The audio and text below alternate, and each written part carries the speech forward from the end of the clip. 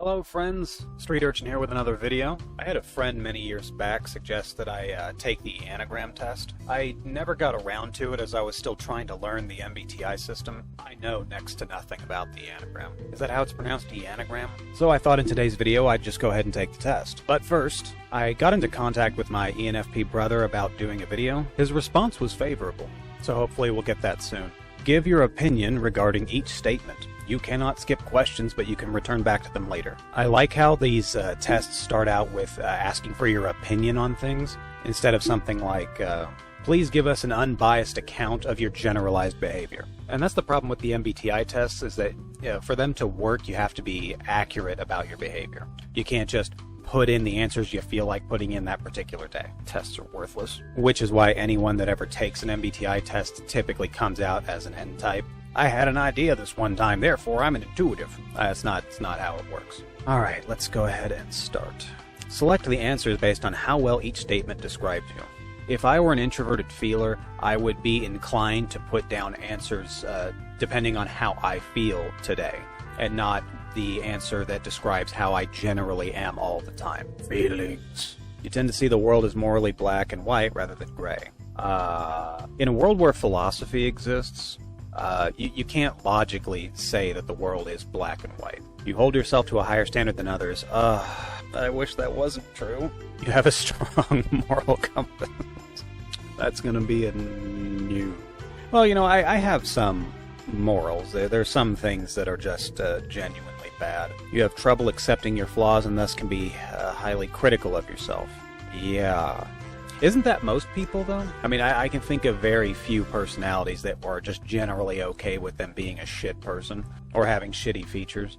You perceive some emotions as negative and seek to repress them. Emotions do typically get in the way of things. You want to make the world a better place and don't mind personal sacrifice for the greater good.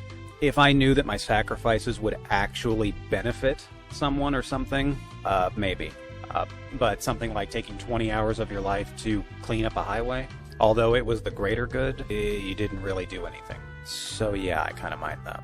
You consider yourself a people pleaser only when it pleases me.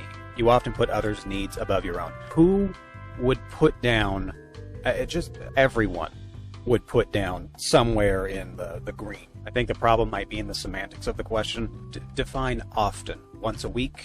Twice a week, 20 times a week, 100 times a week. If you're letting a person decide what often is, then it comes down to their personal feelings. Just a bad test. But typically, I don't require much. Internet, electricity, food, I guess. So it's easy for me to give away things that I have to other people.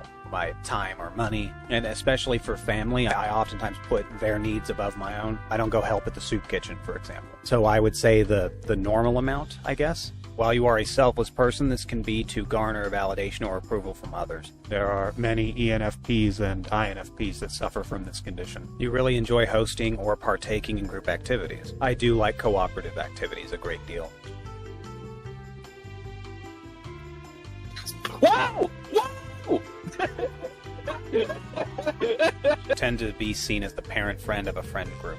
No, I am a terrible influence on people. Something's wrong with the lighting. At times you can be seen as clingy or overbearing. Not clingy, you can often base your worth off of academic or professional success. Extroverted thinking. You've often been told you have a tendency of overworking or being a workaholic.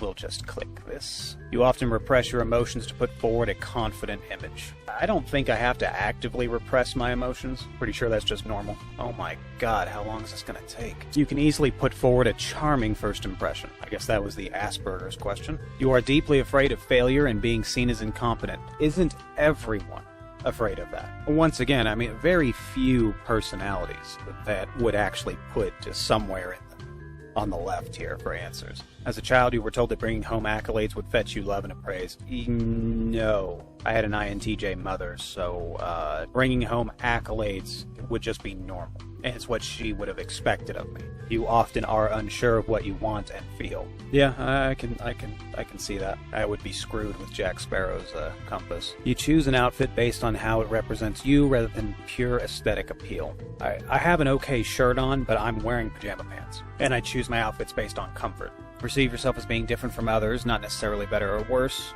than others, but different.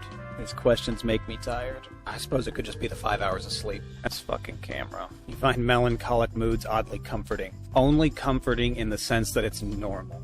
Hello, darkness, my old friend. A strong sense of your internal values and emotions. You believe that delving into your sadness can inspire you to create original works. Worked for Van Gogh. I thought the MBTI questions were bad. You firmly believe that knowledge holds a lot of power. It holds almost all the power. You are critical of traditional and conventional beliefs. I believe there was supposed to be a comma in here someplace. This is a big one for ENTPs. I was once talking to an ENFJ who thought herself to be an INFJ, and she showed me a picture of her ex-boyfriend who was supposed to be an ENTP. Dude's taking a selfie in the mirror. He exercised a fair bit, had tattoos on him, and she claimed that he was in the military. So I'm sitting there talking to her, and I say, an ENTP who regularly works out, takes pictures in the most cliche ways possible, gets covered in cliche tattoos, and goes to the military to be told what to do. The absolute state of the MBTI community. Downplay or repress your negative emotions instead of processing them for positive ones. What? I can process negative emotions and turn them into positive ones? That's a neat trick. Someone's gonna have to teach me that one. You often worry you're missing out on a good time. I know I'm missing out on a good time. I don't worry about it though. Nah. You tend to want to accumulate power or influence so as to not seem vulnerable. That's a very psychopath question. I don't think I come off as headstrong or stubborn. I'd like to think I come off as rather convincing. Person suitable for leadership and authority. Other people find you intimidating. No. You're comfortable with frequent amounts of change and prefer routine. It depends on the change. If next week I had to go without internet, uncomfortable would be putting it lightly. Deeply value intrinsic peace and harmony. Oh, my goodness. You know what? That actually took longer than I expected it to. Anybody have a guess for this one? Drum roll, please. Wow. Okay. Still waiting. Okay, so they want me to pay for this. Well, if anything was going to convince me that that was a scam, that would have been it. If you guys have a guess about what my Eanna-gram was going to be, drop it down in the comments. Also, if you have a link to an actual free Enneagram test, I'll just get back to that Facebook group video I've been working on. Fun for the whole family. I'll catch you next time.